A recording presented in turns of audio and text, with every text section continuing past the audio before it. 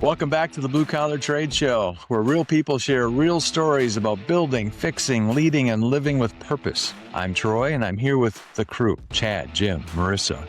Each week we dig into lessons, have laughs, and hard-won wisdom from the folks who keep America running. Let's get into it. Okay, all right. Welcome to the Blue Collar Trade Show, everybody. I am very pleased to announce that we have Mr. Dan Clapper with us today. Woohoo, Dan! All right. Yay, there we go. Yes. He's even clapping for himself. Clapper, I got a little bit of that growing up. Yeah. Oh, I didn't even think about that. That's awesome. Yeah. What's your real last name then? No, it is Clapper. That's my blessing and curse, I guess. No, it's all good. Okay, well, we're excited to have you on the show. You may or may not know this. So the Blue Collar Recruiter Virtual Trade School. So I assume you know that we're a brand partner of yours on the Virtual Trade School side. Use a lot of most of your stuff, and very, very excited to have you on the show. So when they said, "Hey, Dan Clapper wants to come on the show," we're like, "Hell yes! How fast can you get here?" Right? There So, we go. and the first question we're going to ask you is, do you believe in Bigfoot? So I'm just kidding. We'll come back to that. There we go. We'll get back to that. Yeah. Okay. All right. So let's just kick this off. So I'm Troy, founder and leader of this business. Chad's down in Florida, runs a couple of businesses down there, home services. Jim is in sales and Marissa's in recruiting, right? So we got a good wide bench here. Tell us a little bit about you, Dan. Again, we know about you and your business, but tell us what we don't know. Start from the very beginning. What day were you born? Yeah, the very beginning. Sometimes I like to start the story about 8 years old. My dad had his own HVAC company in upstate New York. Okay. Chad didn't start till he was old yeah. So he handed me a wire brush and a 5-gallon bucket of copper fittings. I'm like, have at it. Time to start cleaning fittings, right? So he had his own business growing up, and we did boilers and HVAC and everything growing up. And I always told him, I'm like, I'm never getting into this business. You're out of your minds. Right? And here we are. So I think this, word. yeah, I think this business sucks us in. So that's a story about Dan we can start with. So 8 years old, clean these. Did he ever use those, or did he just make you clean up? Because I know my dad made me pick up rocks. Once they were clean, I had to go clean them again, probably. Yeah. Yeah. So what did you do then? So you got it. You didn't want to get into it. You worked with your dad. Did you work in the business? What happened after when you turned 9 then? Yeah. So I thought I was smart, and I went to college, and I dropped out the first time. I came back home, and I got a job at a wholesaler. Okay. So a wholesaler in Poughkeepsie, New York. I worked there for 10 years. And that's where because I grew up in the trades, I could speak the language. So I got into, counter sales, inside sales, outside sales. That's where I really deepened my knowledge about boilers, geothermal heat pumps, radiant heating. Really went deep on the design side. Mm-hmm. Okay. So did you get into did you work in the certain trades too then outside of that? Just still helping my father on weekends, Okay. boiler here, system there. Does he still have that business? He does. I mean, he's retired now, but if you can put in a boiler on the weekend and make a couple bucks, I think you'll do it till you die, probably. Why not? I hope not. Hope it's not the last thing he does. Maybe not. All right. So tell us about, so you did that. And so you've been with Interplay now for 4 years or so. So tell us how that kind of all transpired. Yeah, there's actually a good story behind this. So after the wholesaler, I went and worked for a lot of the major manufacturers as like a regional sales and technical trainer. Yeah. So Bosch and Daikin and Watts Regulator. And then COVID was coming around, and it was right after COVID. It was the first AHR show, and the place was empty. The whole, biggest trade show for the trades, it was empty. We were walking around, and then there was this long line of people waiting for something. And I get up there, and they have the headset on, and they're doing a simulation. It's like, when the whole market's dead, here's something cool. I said, man, there's something to that. That's a pretty cool way to train. And I said, I'm going to go work for that company. at some point. I Really? get home, and you know how LinkedIn pops up like, "You would be a good fit at," I Yeah. swear, this is the universe, right? "You would be a good fit at Interplay Learning." I'm like, "All right, this is it." So about 4 years ago, I applied to the job, and that's why I'm here. There you go. So that's pretty cool. So so Brian and Doug just sent you a LinkedIn link. They're reading your mind or something, right? Yeah. Yeah, So that's right. so what did you do there? What do you do there now? And I want to talk a little bit So more about Interplay because it's pretty cool, but and then some other stuff. yeah. But yeah. So my title's pretty fun. So it's head of learner and business outcomes. So it's one it's important to train people to learn, right? To for people to understand the knowledge and how it works. But how does that knowledge impact the business, right? Mhm. Are we more valuable to the business? Are we ramping faster? Are we, reducing callbacks? Are we increasing our tickets? I mean, Yeah. decreasing our time on the job. Like when you start thinking about what learning actually does, that there's a lot of business metrics too. And that's really my sweet spot. So at Interplay, I help people build the training programs that start from everything from the new hire ramp to consistency over time. Okay. So all those learning paths and all those different kinds of things that are built into the system, that's kind of you putting together different ideas or requests that people have had and then putting them on the platform. Is that what you mean? Yeah. Yeah, exactly. Very And cool. we have, I mean, most people don't know this. Interplay's pretty big now. We have about 250 employees. So we have instructional designers, graphic designers, curriculum designers. Like we have whole big teams now Yeah. that are doing this day in and day out. Yeah. It's pretty crazy. So, Awesome. so you've been there for a long time. How long has Interplay been around exactly? When did it start? I don't remember what year, 18, 17, something like that. Yeah, somewhere in that time frame, 2014, 2016. Okay. So I 10 years or I so. think that's when Doug came up with the good idea, right? Yeah. Well, so I've told these guys, I mean, these guys know this, but I've told, I've known Doug and Brian since they had the little shop on Fifth Street and I just popped in and said, hey, let me, in their little closet office playing with their Yeah. VR going, hey, this would be pretty cool. So, anyway, so yeah, it's funny how things just kind of line up and happen for sure. And, um, so talk about that. So again, your position there, so you get to see lots of different. You see it from the user side and from the business side, which is pretty cool. Um, how would you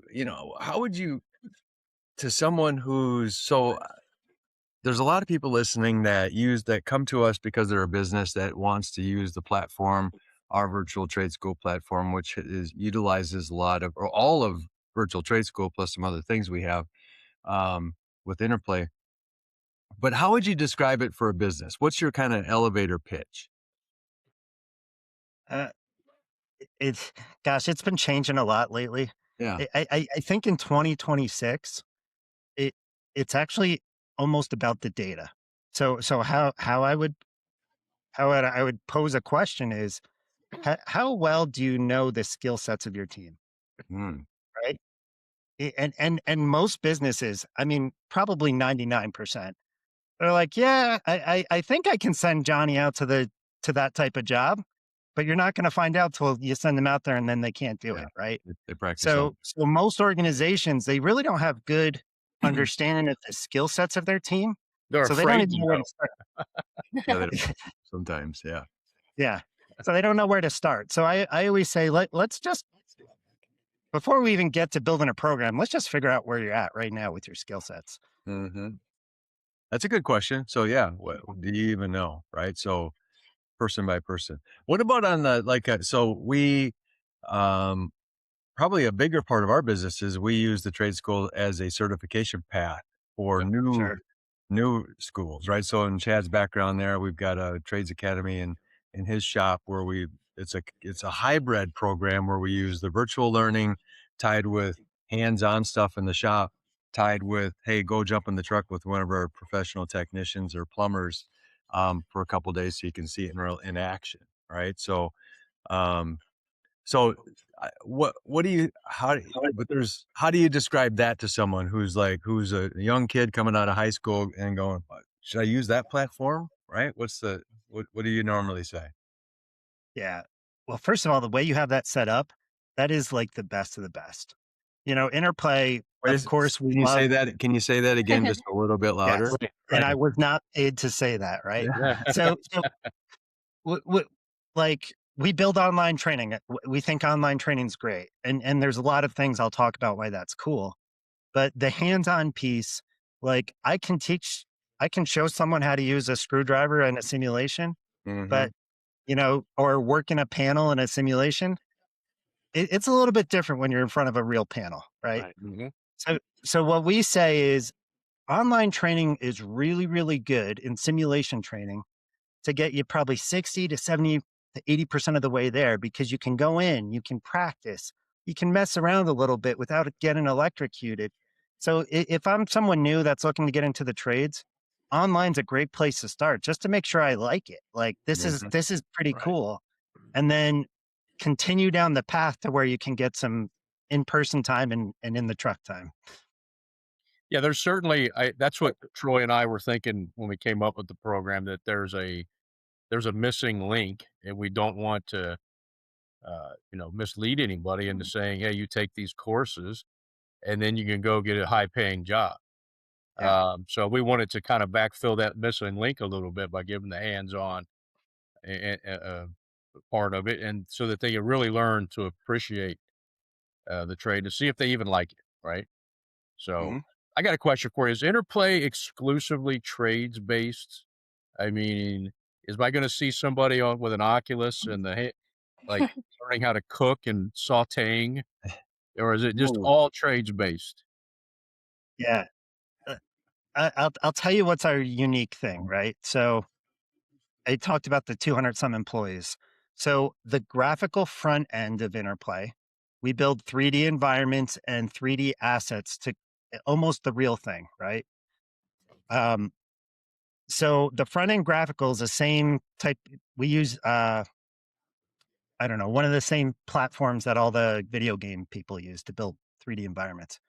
What's proprietary is behind all those graphics, we can simulate anything mechanical and electrical.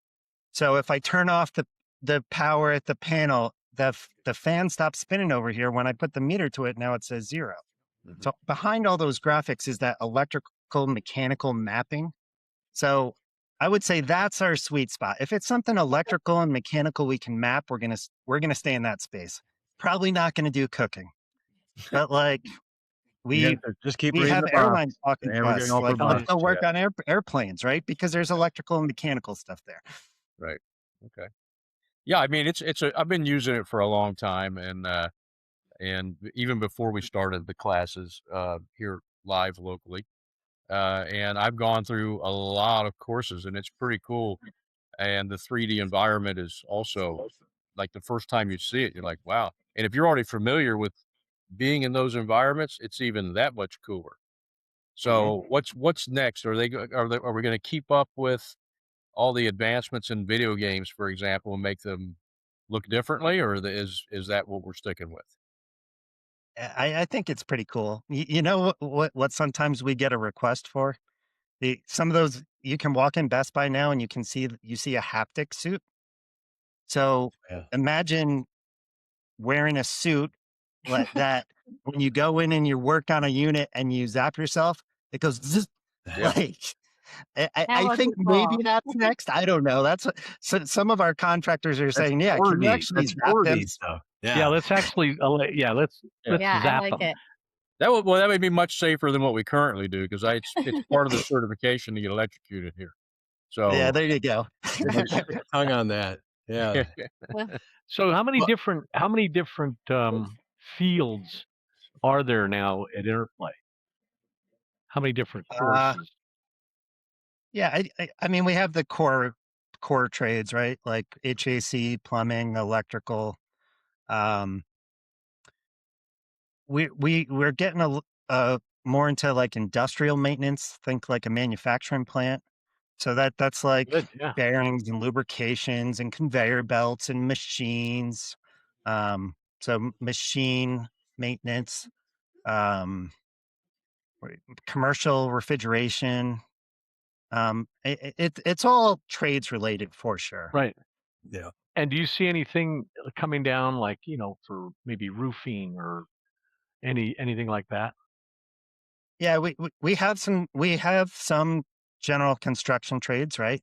And I think there's still some pretty cool simulations, like put someone on a roof practice before you get the real thing. Yeah. Right. Um, Yeah. we have a drywall course. I don't know. You probably can't see it. I have a hole in my wall over there.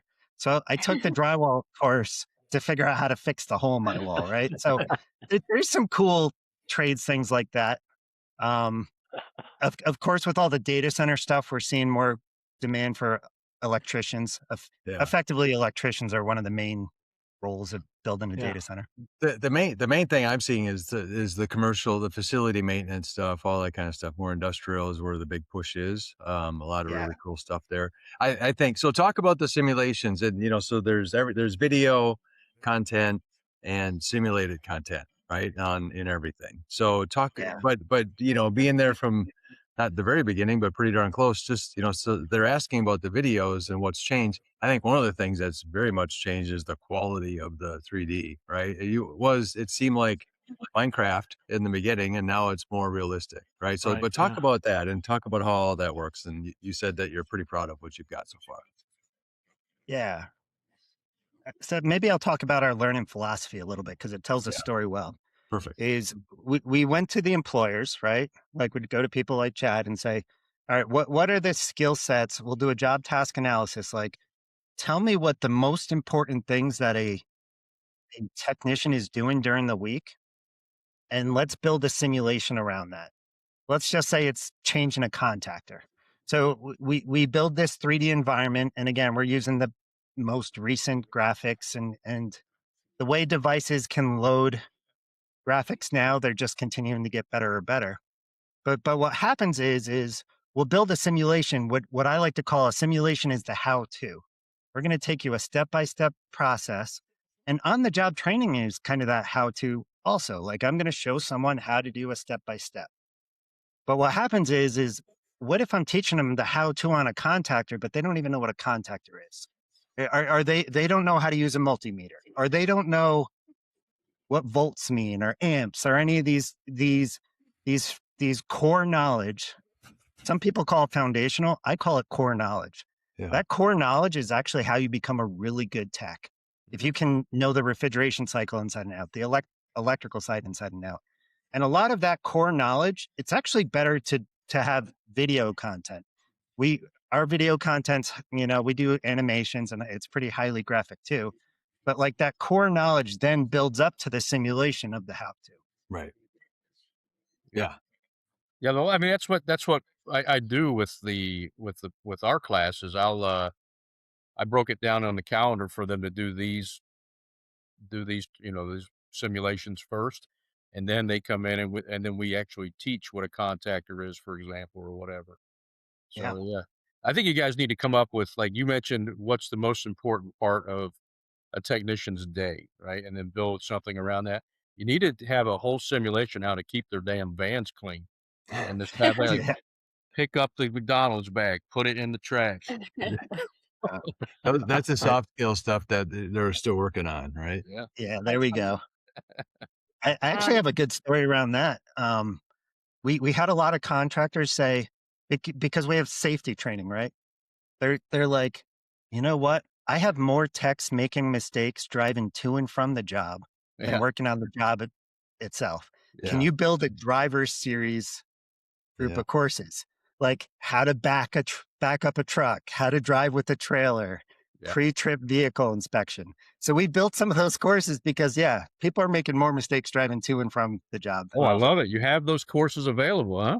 Oh yeah, Oh, yeah. They're Check in wow. them out. they're in the OSHA tab. There's an 8-pack of driver's courses. So Okay. yeah, I think it's just you can tee them Yeah, right up. yeah, that's right. It's a good deal. I can't wait for the time where the videos go from. Remember on Star Wars when they had like when Princess Leia jumped out and it was like a real person, like a what do you call that when it's like a Hologram. hologram? Yeah, Yeah. hologram learning. When's that coming, Dan? I Yeah. mean, That next, it's going to get there, right? I mean, you think I almost think about it Matrix, right? Where the guy has a bunch of CDs. I'm going to learn how to fly a helicopter now. Yeah. yeah. Just like the way with AI and everything, we're going to continue to figure out how to learn faster. It's pretty cool. I think we're going to get to just some really cool stuff. So tell us some stories. So you work with businesses, right? So how do you recommend a business use the platform, right? So they sign up, they've got, let's just say they have 10 technicians, manager, right? Salespeople, office staff, a typical smaller HVAC company, just as an example, right? So what would be your recommendation, saying, from day one, all right, Chad, let me introduce you to this platform. Here's what I would recommend. And Chad has an unlimited checkbook. Yeah. He So doesn't, by the way. there's, from a business owner perspective, right? I always say start with the data. Like, understand where your skill gaps are. You know what? A lot of people don't understand like their metrics based on industry. So let's say, I don't know, turnover rate in the first 90 days. I'm talking to some contractors, their turnover rate is like 30, 40, 50, 60%. And it's like, if that's one of your big pain points right now, you're spending a lot of money there. Yeah. Let's build a program just for new hires to keep them and wanting to stay working for you, right? And give them some technical training. Yeah. Or look at your job task, or look at your callback rates, or maybe you can't send someone to certain jobs because you don't have those right skill sets. So start with the data. But what I think one mistake a lot of people make is they, like, for existing technicians, a lot of techs are like, oh, this is remediation. Like, I screwed up, so now I got to train. Yeah. So it's changing the story of like, no, I like how training is actually going to help them long term through their career. I love shifting that story to, hey, if it takes you 4 hours to change out a toilet and I can show you a couple of videos or a simulation to do it in 2 hours, how many hours is that going to save you through the rest of your career? Like, Right. that's Huge. so you start changing that philosophy of what training even is, that it's not remediation, it's actually helping them become a better tech long term. That's, I mean, I could talk on this topic for days, but I'll pause there. Yeah. Well, Well, do you think, I could tell you from experience, a lot of that training that, because the guys will never say that they don't know something. Right. It's not in their DNA. So the training that we do, you can even if it seems rudimentary or very basic, and you as a leader, if you don't know that already, you could assume, well, they should already know that and never pass the training on. Yeah. Meanwhile, they don't know it and they need it. Yeah, exactly. Marissa? so why do you think that a lot of companies do struggle with like the training or like, continued training or education? Yeah. Was there a question there? I didn't catch that. Oh yeah. Like why do you think that they do struggle with it or like don't have the continued training or, Yeah. going back to the basics? So two things. I think historically, um, we've always taken the shotgun approach to training. Like, oh, my vendor is in town this week. Let's do a training on this. Yeah. Or oh, someone just flooded out a basement. Let's do a training on this. Or like, training over the years with most contractors is just these random spots that there's no real program to it. So it's kind of gotten a bad rep. If you think about reframing that to like a career development program, like, here's what you're going to do year one, here's what you're going to do year two, or this is what it takes to be a tech one or a tech two or a tech three, is now there's a journey. This gets back to your question of like the newer people getting into the trades, is look for those companies that actually have that journey kind of mapped out for you. Because, yeah, okay, you might start off at a lower wage, but if they're going to provide training to get you to that senior tech level, that's awesome. If I was a new tech, that's where I'd want to be. Well, Well, and I also think that would increase their people will stay at companies if they know that Exactly. they have a vested interest in them. Well, that's what I was going to say too. So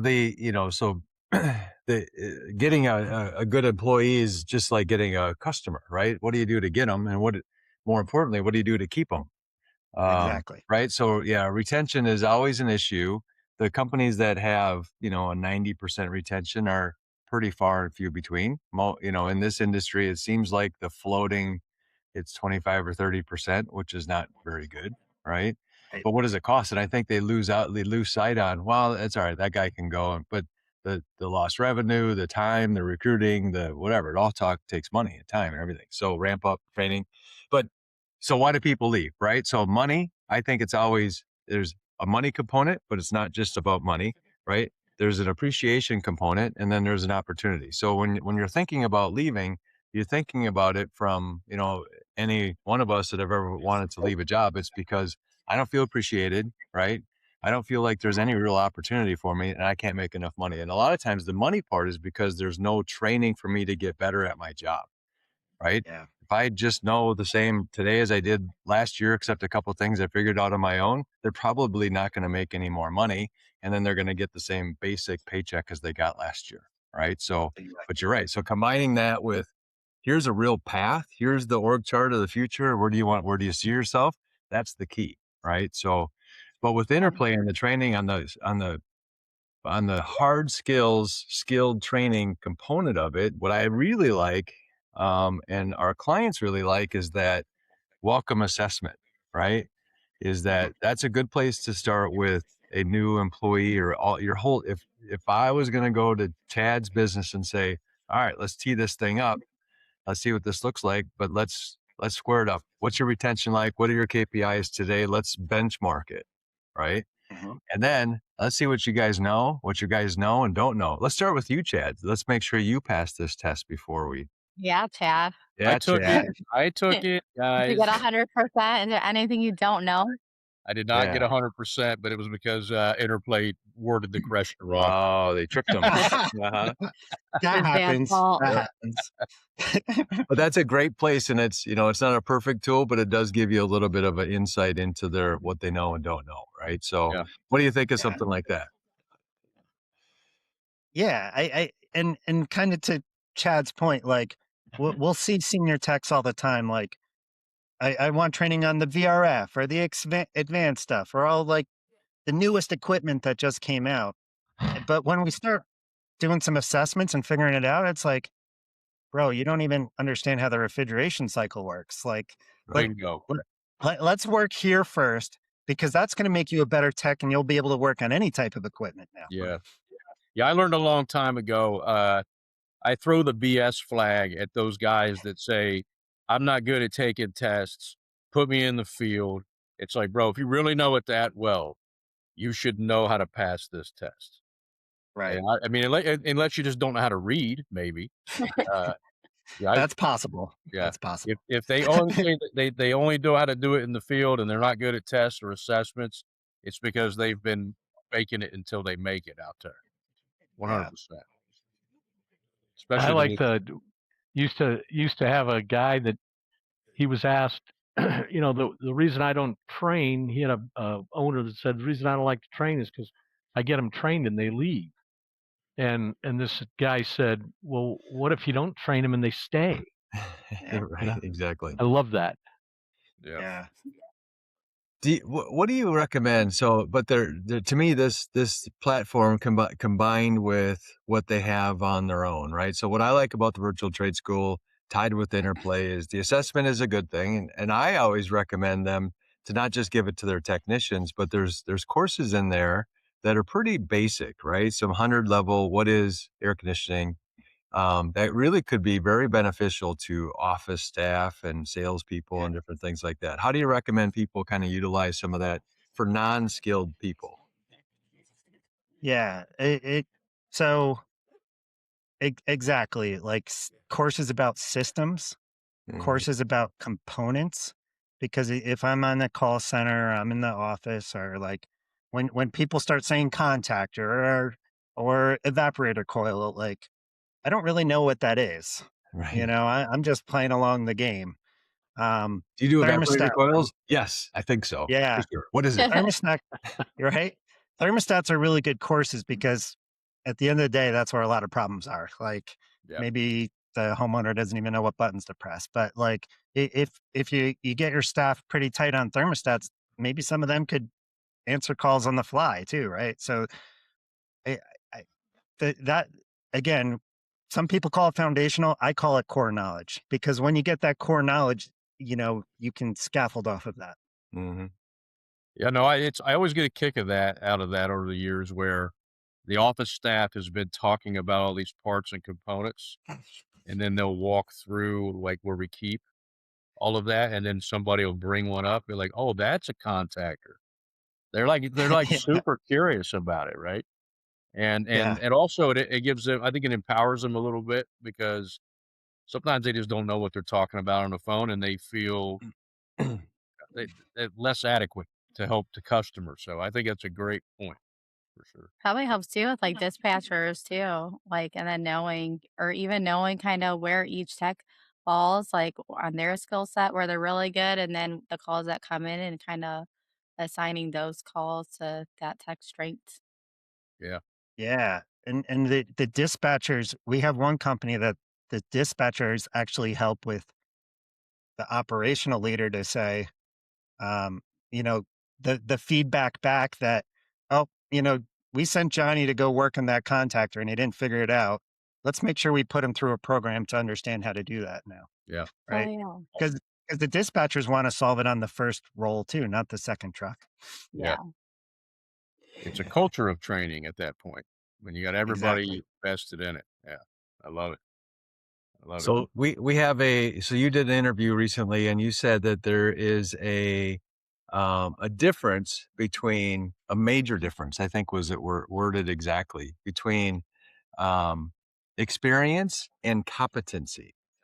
Ah, Is there a well, difference? Yeah. Tell us more about that. I think eh, it, it's I got a lot of friends in the field that have been doing it 30 years, right? And I I even sometimes throw my dad under the bus a little bit, right? Like he Whoa. taught me That's not how to very do nice. He's retired. he taught me how to do duct work because the guy before him taught him how to do duct work. And he's been doing it for 20 years and the guy before him been doing it for 20 years. Well, you ever see the plenum where all the flex duct was coming off? When I was doing duct work, that's what we did. Like, Hmm. because we didn't know any better, but he's been doing it for 20 years. So experience is one thing. Like Yeah. seeing the seeing a snake next to a unit, like that's an experience that you can't really, you know, that's what happens with 20 years experience. Like you see all those edge cases that are pretty wild. But competency is actually knowing the right way to do the job the right way the first time you do it. Right. So that's the way I look at it is competency. I want to check the box that I followed all the procedures and I actually did this the correct way. Truer words have never been spoken because I get guys that come through here with 10 years, 12 years, and that's what they're touting while they're here. I mean, they're very proud of that time. And then when they take my assessment, it's, well, I'm better in the field. I'm just not good at Minus tests. that trick question, Yeah, right? yeah.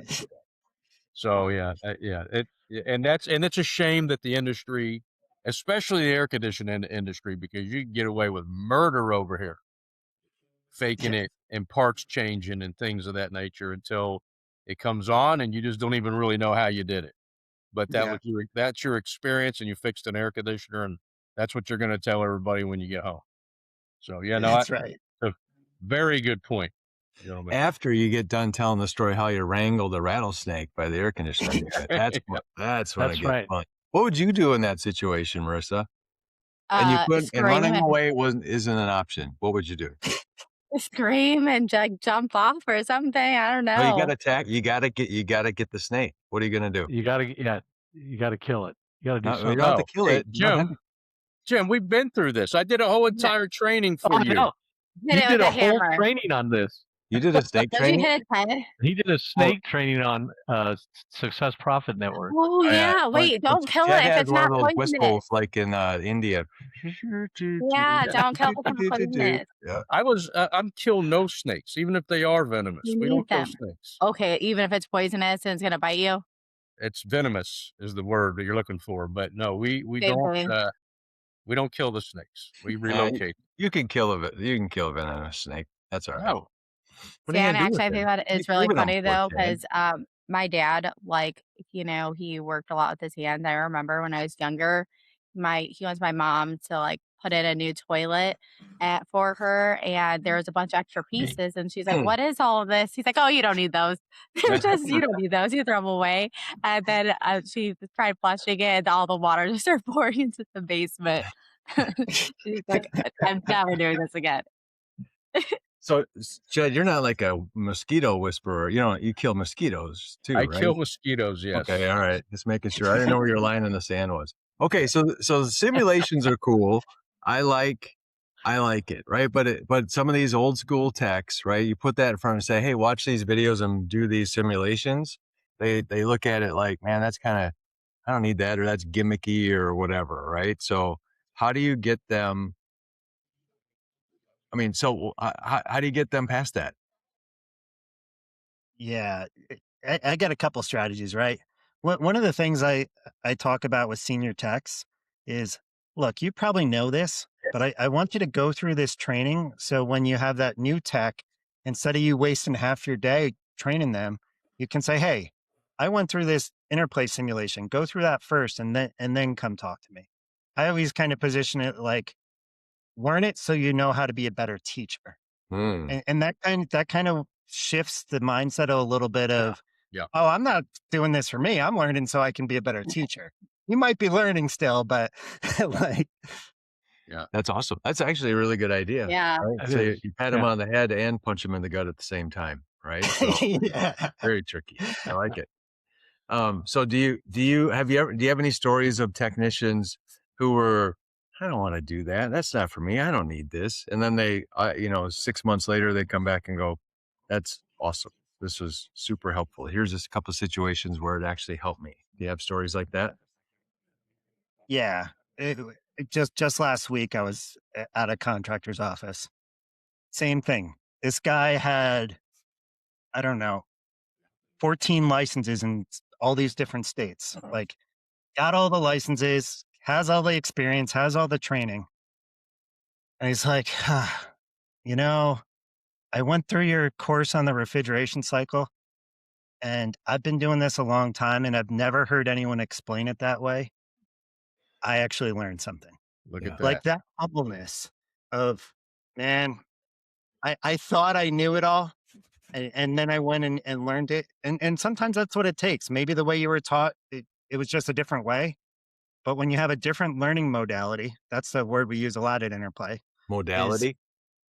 Yeah, learning modality. Like I like it.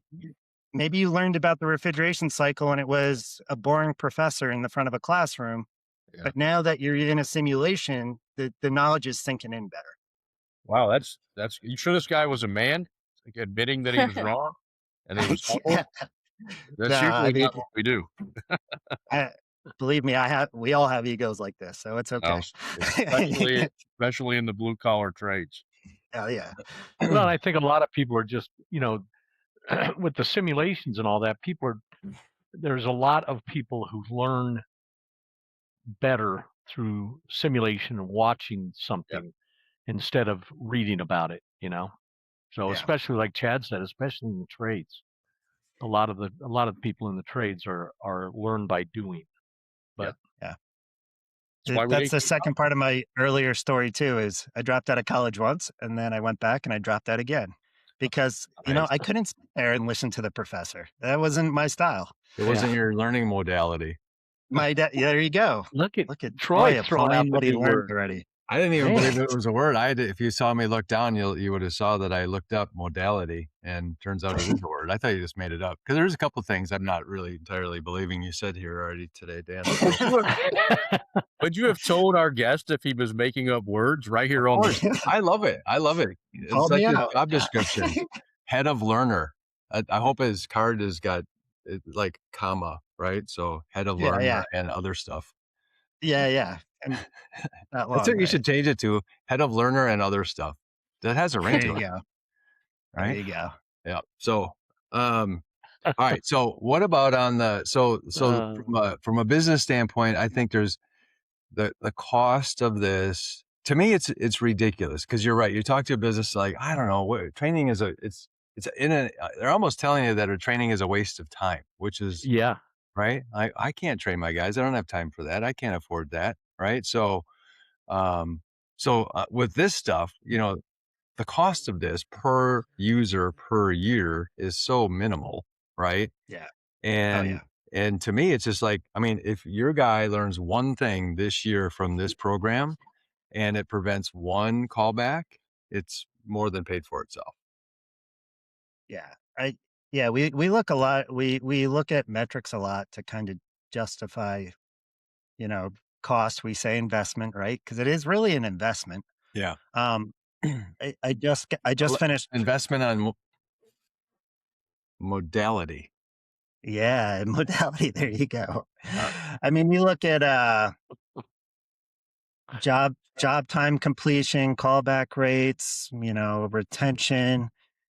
We look at employee satisfaction. Even think about 5-star reviews. If you have a confident tech that knows what they're doing, they're going to be better in front of the customer. They're going to have better conversations, right? yeah. So there's like a lot of these metrics that once you start adding them up, it's like, wait, why aren't you doing this?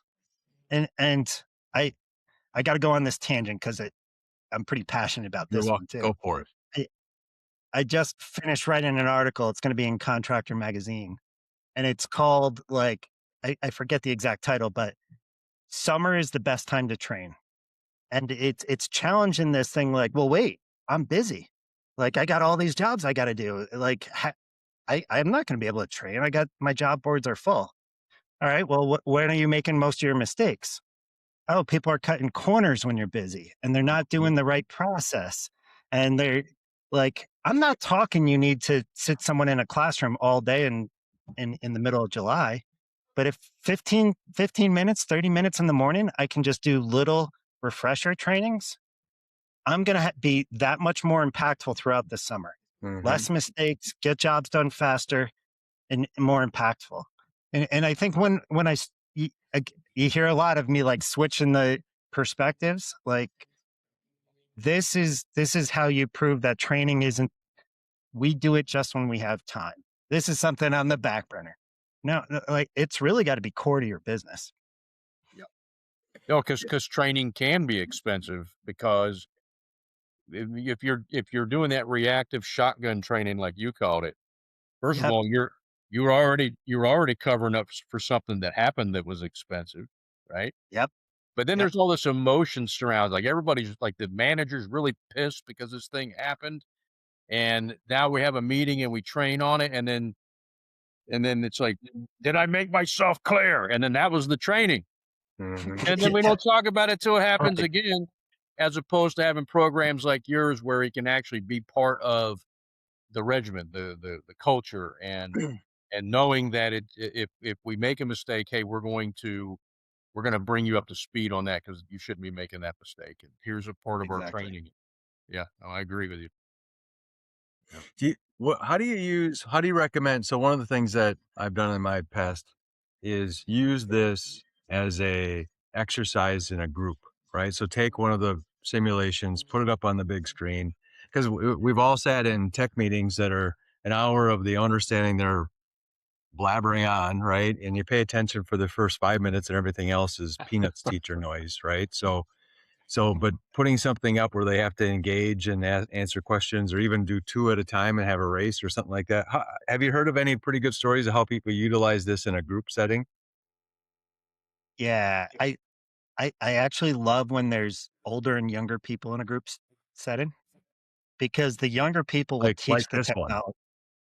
What's Yeah. that? kind of like this one. I'm just, Hey, there we Right. go. yeah, just kidding, Jim. Um, the Thanks. the younger people will teach how to use the technology better. They can run through the simulation. They play video games. They can do all that. But the more senior techs are going to talk about, you're going to show up to that contactor and there's going to be all sorts of gook around it. And talking modality again, like now that group environment of learning is both groups are contributing and sharing, and it becomes a shared learning experience. So that's what I love, is actually to mix different groups that have different skill sets, but at the end they all come out learning more. It's awesome. Yeah, keeps people engaged. We've all been through meetings like that. I probably put on hundreds of meetings like that, right? So, Yeah. So with this, right? So one of the things, all right, it's kind of shifting gears a little bit, right? So as you're thinking about a business, great technicians, so taking the path, leading the journey, going to looking for opportunities.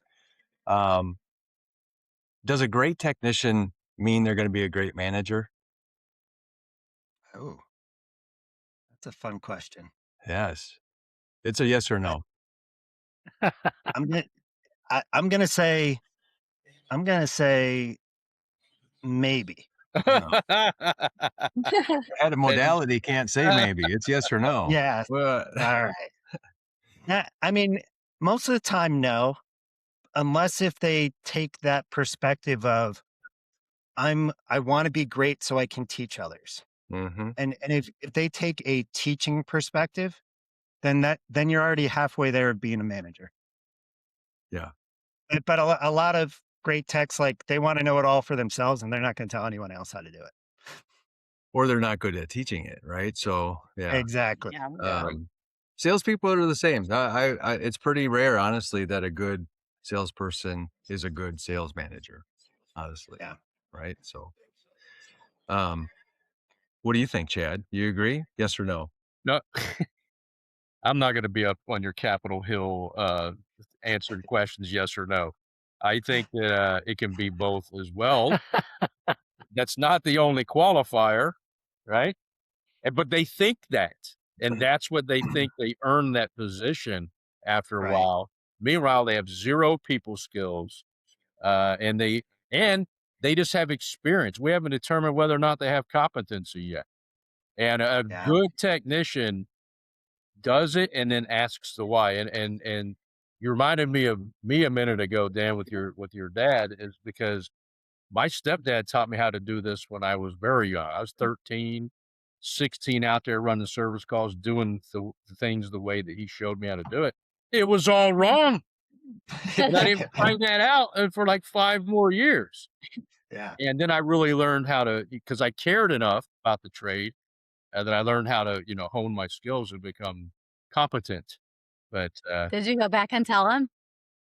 oh yeah, it was the first thing I tell him all the time. Still, Well, it sounds like we could start a new ductwork business up in Poughkeepsie, right? Yeah, We there we should, go. 'cause Yeah, they're we all just- messed up, Just apparently. go behind all of those old jobs and say you probably have the marketing list, Dan.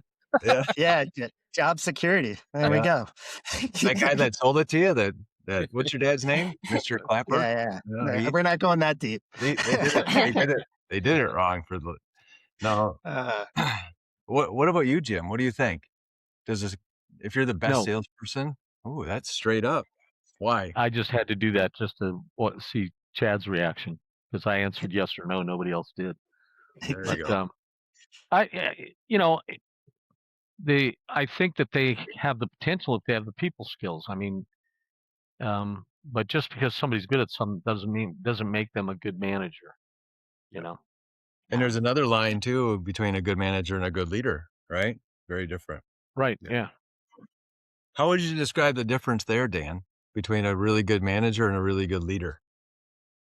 I probably because my brain is warped on teaching. Yeah. But to me, a good leader is a teacher. Really, like they're helping grow their people. Where a manager is probably more the coordination and the operational side to make sure work gets done. That's how I would handle those two. Yeah. Well, that's an old quote, right? A sign of a great leader is not how well you lead, but it's how many leaders you develop, right? Right. And as a teacher, that's what you're doing, is you're giving them to think bigger and to think broader and to think for themselves, right? So, all right. So you don't own a time machine, do you, Dan? If you That'd be did, pretty cool though. that would be pretty cool. What year would you go back to? It could be any time. It could be the dinosaurs. It could be, The dinosaur. to see Elvis. Could be yesterday if you had a good pizza. It's up to you. Yeah. Gosh, Pizza. I don't know. No good pizzas. I really loved senior year in high school. I'd go live that Really? again. Go back. Wow. and live it. I partied a lot and I was friends with a lot of people, a lot of different groups. I mean, that was my best. That was so awesome. Would you want to I go would do back that. as Dan 2.0 right now, knowing what you know? Yeah, with what I knew now, right? Oh man, I'd probably be like, Well, "What? yeah, Why am I doing this stupid stuff?" But I don't know. Like, would have made out with Susie, definitely, right? But you have to do the stupid stuff to truly know that it was stupid. yeah, that's true. Okay, so as an 18-year-old Dan who went to college twice, if you could do it a third time, what would you do? You're sitting in your counselor's office, and they're like, Dan, what are you going to do when you grow up, right? What would you do now if you could do it all over again? I really would get into the trades, and I can't believe you asked that and I answered that way. But especially with the way that there's just something really special of when you figure out how to fix something with your hands. Like that feeling you get of like, ah, that was so damn cool that I figured that out. Like Without it, burning it down or starting yourself on fire? Yeah. yes, yes. And maybe it takes 3 times, as Chad said. Like, I had to screw up a couple times to get it right, but I feel really good I got it right this time. That's awesome. That's awesome. Yes. So what's trade? So I'm gonna pin you down even more. I really like the hydronic side of HVAC. Really? I like boilers, I like piping, pumps, all of that. So the boiler side, so there's what is it? Is pump the top side, bottom side? There's the preferred way of putting the pump, because like with Braderis boilers, they always put Oh, it on the yes. back end. On the front end, it has less air, right? Right. You know what I'm talking about, right?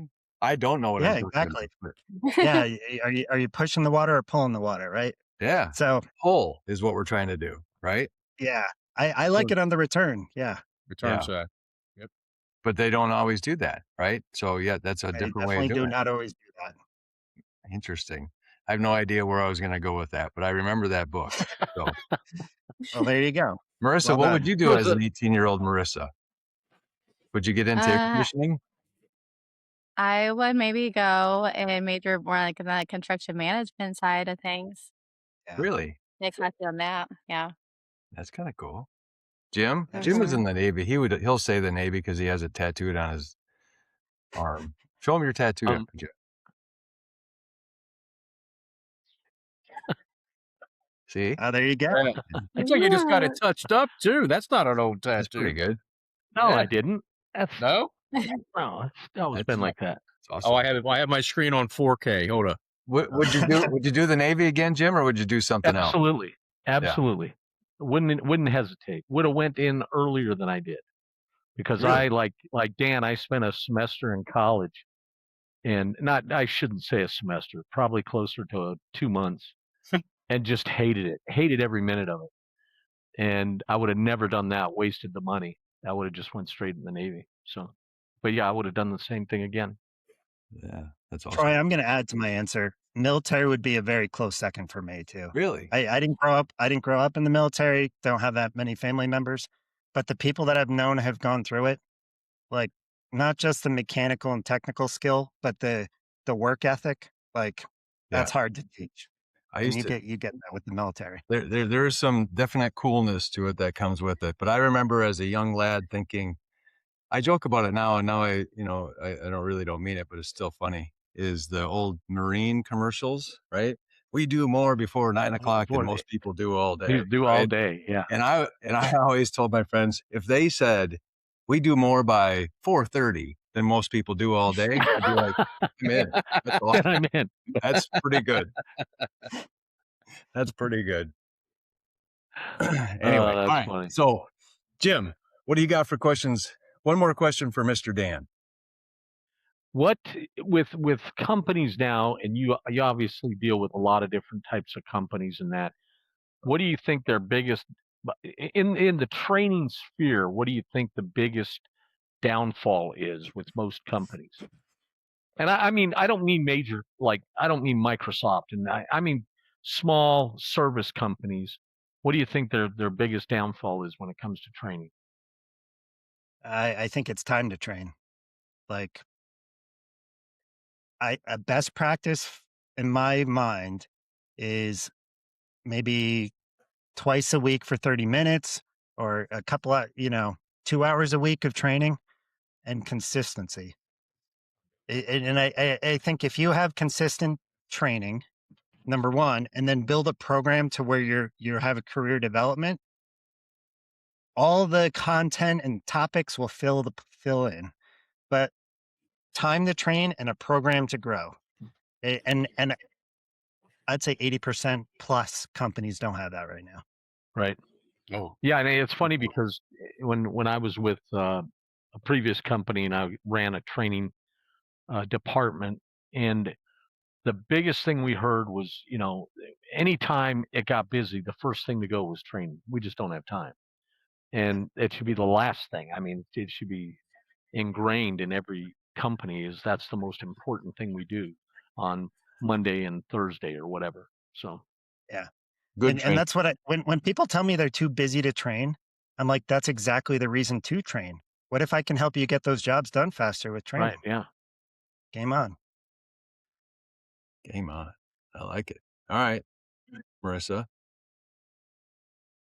So, just for fun, Dan, I like to ask everyone kind of what their favorite tool is here. So like, Chad loves his tile saw. He takes it everywhere with him. Like Yep. it's probably in the back of the shop right now. wet tile saw. Oh, wet tile saw. My bad. I Wet, apologize. wet tile saw. Gotta be Uh, wet. what was yours? Something that's like knick-knack thing. I don't remember. It was something odd. Crochet tool or something. I Gosh. don't remember. Yeah. And so what's your favorite tool? So I have a Jeep and there's a lot of bolts. So I would say Oh. my torque wrench is I torque bolts for fun. Do you That Do you sounds get so dumped a lot? I terrible. thought What's I your was the Jeep? only one. Great. That's good. Yeah. so What was that, do Bruce? you go off-roading with it? Is that your Jeeping? Yeah. So you need Yeah. to torque them. You have to. Yeah. Absolutely. Where are you located, Dan? I'm in Utah, which is Oh, okay, the nice. best Yeah. the best jeeping place in the country. What So part? I love it. Southern Utah? Somewhere in the middle, Lehigh. Okay, yeah. Have you ever had a rollover? I haven't. Oh, then Oh, you're yeah. I've not doing it scratched it right. up pretty good though. Yeah, is it a road Jeep that you drive in the desert, or is it like a Baja Jeep? Yeah, I daily drive it, and it's Oh. got big old tires and a big lift, and That's awesome. that's it's a fun time. There you go. Next All right. next time you're in Utah, I'll take you. Let's go. That's fun. I love it. It's Okay. fun. We should all meet in Moab. There we go. Oh, that's so much fun there. It is. There's a place, I'm in Austin, and there's a place out by Marble Falls that it's not where you are, but it's got some pretty crazy terrain. And so they've got these big Jeeps, just like what you see where they're not road legal, that are climbing these basically 85-degree. And I don't even know how they walk up it, let alone drive up it, but they make it. If they do it slow, one tire, one turn, whatever, it's crazy. It's a lot of fun though. Chad? Yeah. So you've been with the company for a few years now, and I'm sure you've received some feedback. And for anybody listening, our 1.5 million listeners, uh, what's some highs and lows? What's been some really good feedback, and what's been some stuff that you guys have had to work on?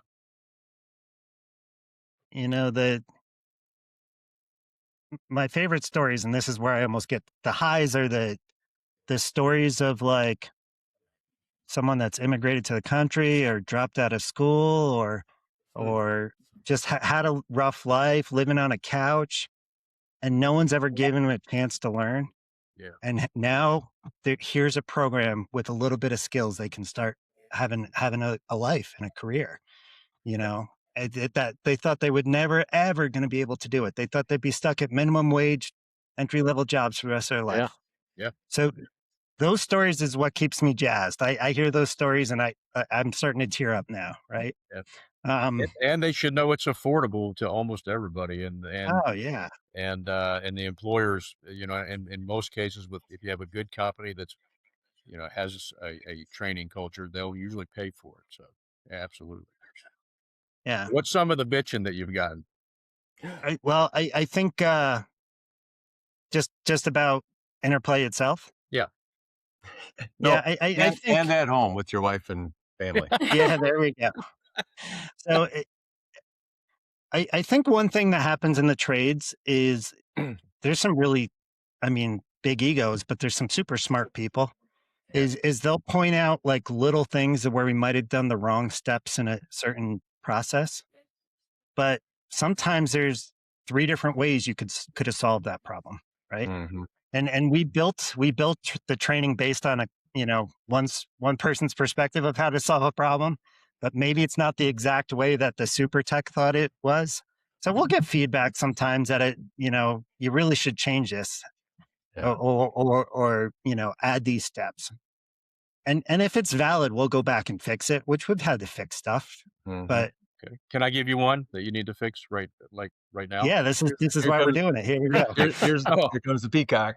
Yep. So in the ductwork training, Yeah. we have something called a plenum, Yes. supply plenum, return plenum. Interplay calls it a plenum Come on. with a long E, and it drives me out. I almost can't even watch it anymore. They say it. Well, then maybe Hey, that's they what call say it in Utah. plenum. Plenum. Clean up. Yeah. Plenum. All right. We'll get that fixed. Thank you. And I think Is you it- should you know what you should do? Every time, go through all the videos, and every time they say plenum, just have Chad do Plenum. overdub where he goes, Plenum. "It's a plenum." Yeah. That'd be so funny. No, I'm gonna take that and just dub that right into it. That's perfect. I'm usually not even on the show. That's the only reason why I'm here today, to tell you that. Yeah. I'm kidding. Yeah. Who is this? Yeah. Clean up. We Clean had a up. voiceover once. Someone called it like a multimeter. I'm like, Yeah. multimeter? Like, what? Okay. So Other than that, I think it's a great program, man. yes. Thank you. Thank you. Okay. So I have I have a question and a follow up, but so the VR, right? So we get a lot of questions around how important it is to use the VR side of the technology. I think it's Yeah. very cool, but it's not, it's not required, obviously, right? So is it a big do you think are you going like heavy into the VR, or are you starting to kind of pull back on the VR stuff? As a I'll business? tell you the data. So, There you go. Back to data. That's where you six- started this call. Yeah. yeah, about 60% of our learners are using a desktop, a laptop, or a tablet. Good to know. 25% or so are using their mobile phones. The one thing that sucks about a mobile phone is just a small screen Oh, space. yeah, right. Yeah. For the So simulations. the simulations don't work that well. Yeah. Right. And then about somewhere around 5-6% are people using VR. Yeah. So Do you track and see like the age groups? we don't ask age of the learners, but I think like a lot of trade schools are using VR. Mhm. But their ranges. And my favorite thing for Yeah. VR is what we actually talked about is group settings. Yeah. It's pretty fun. But is the company bullish on continuing that angle, or are they going are they kind of starting to fade away from it? Well, when we build a simulation, we'll build it cross So what's the platform, and I point? think we're just going to continue to do that. Yeah. Because certain, I mean, my son's 14, he loves VR. I think as kids grow up, it's just going to be more and more of it. Yeah, I think But so. Chad can't stop wearing his meta glasses, so I'm just mostly asking for Chad's sake. There you go. Thank you. Yeah. All right. So my follow-up question, which is not at all related, being in Utah, there's a place called Skinwalker Ranch. Yeah. Have you been to that with your Jeep? No, but it's Would pretty. Would you go? Yeah, there's the guy who bought it is pretty well known here in Utah, and he spoke about it at a conference right up the road from me. Oh, really? I Did you mean, go? Did you listen? yeah, I think it's haunted for sure. Like there's some wild stuff going on there. Do you all know? Are you familiar with that? Have you ever No. heard I'm of it? not. No. I know The what ghost? skinwalker means. So So I'm not. I didn't know give if it was. everybody just give the skinwalker, because you said we started this call with, do you believe in ghosts and Oh, that's aliens right. and Yeah. Bigfoot, right? So Skinwalker Ranch is this highly haunted, has aliens, you name it, it's there, right? So, but give it it's in your backyard. So explain it to our audience. I'm definitely not the expert at it. Yeah, It's one of those things where I believe in it. Do I want to go sit there and hang out with the ghost? Probably not. Like maybe. that's I'm gonna stay far away. But it's a big like it's a big attraction. I mean, people get really like almost I don't know the right word, like cultish almost of hanging out at that place. I don't know. What kinds of things have people seen there? I don't know. I mean, you watch all those TV shows where they got the meters and all the different things. Like Yeah. people are seeing things. I mean, it's nonstop. Like some of the stuff you're like, okay, this is made for TV. No, Skinwalker's the real deal. People come back from that and they're changed. Yeah. Yeah, there was the one guy out there I saw with a plenum, and I don't know what he was doing, Plenum. but Oh, that plenum. The plenum of Modality. I'm going to use that word all day too now. Yeah. Thank you. Yeah. Plenum of- As soon as we get off the call, you can use it as much as you want. Okay. All right. So I appreciate you coming on with us, and it was a lot of fun. And Yep. and we appreciate, because your business tied with ours under the virtual trade school, blue collar virtual trade school, means a lot. It's a huge part of our business. Talk about a good story. We just had so we've got a program with this state of Illinois where we put they have a program there to help fund people that don't have a lot of funds, right, and are looking for kind of like what you described, an opportunity to learn something to get into a real career, right? So we're getting people through that program, getting them certified, and they get their EPA cards, they get their OSHA card. We just had one yesterday, just finishes program and got his OSHA 10 through the platform. So all of that work you do means a lot to us. It means a lot to our students. We've got 150 some people that are in the platform today using it, right? So for that kind of thing, which is pretty cool. Yeah, it is. But yeah, so so thank you for all your work that you do for us to help our business and to help yours. But any last words that you want to share with the audience about you or your business, Yeah, or I mean, Aliens. aliens? aliens. I mean, that 150 number, I always ask people just to pause with that. That's 150 lives that are just going to be positively impacted for the future.